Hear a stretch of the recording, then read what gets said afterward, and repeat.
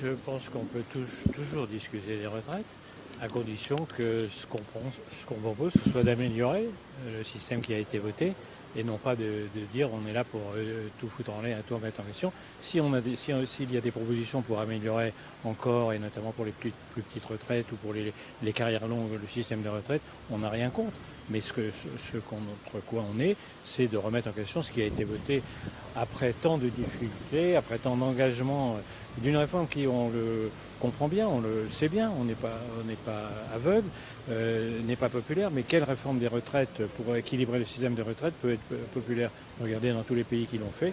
Donc là aussi, comme le disait Laurent tout à l'heure, on prendra nos responsabilités, discuter des retraites, pourquoi pas, remettre en cause la réforme, c'est pas notre position.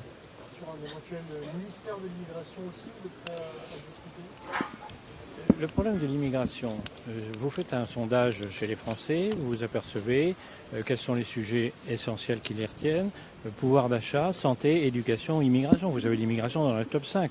Et par conséquent, c'est pas idiot de penser que l'immigration, comme la santé, l'éducation et tout, étant un sujet fondamental, peut bénéficier d'un ministère. Moi, c'est pas scandaleux. Je vois des gens qui se scandalisent. C'est pas scandaleux. Moi, ce que je vois, c'est que ce ministère de l'immigration, il a déjà existé. Je vous rappelle, parce qu'on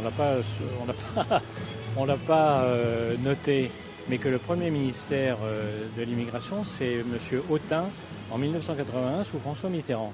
Donc aujourd'hui, je ne vois pas pourquoi il y a des gens qui sautent en l'air contre le ministère de l'immigration. Mais bref, il n'a pas été très très long, n'empêche qu'il a existé. Et le deuxième, ça a été celui de Nicolas Sarkozy. Il a duré 3 ans.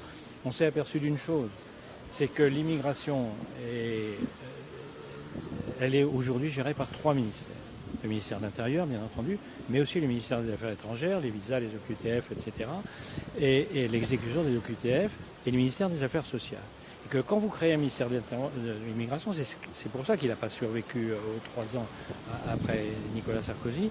Quand vous créez un ministère de l'immigration, vous avez des sujets régaliens de chacun de ces ministères qui sont des ministères puissants que vous n'arrivez jamais à agréger dans un ministère de l'immigration. Donc voilà, discuter d'un ministère de l'immigration, ça ne me paraît pas un scandale. Je pense aujourd'hui qu'on n'a pas trouvé de formule et que très probablement, le plus probable est quand même de laisser les choses en place. Maintenant, ce n'est pas nous qui décidons de ça. La politique générale, il y aura un discours du Premier ministre dans ce domaine-là. Il nous en a parlé aujourd'hui. Je ne sais pas quelle sera sa position d'ici quelques semaines.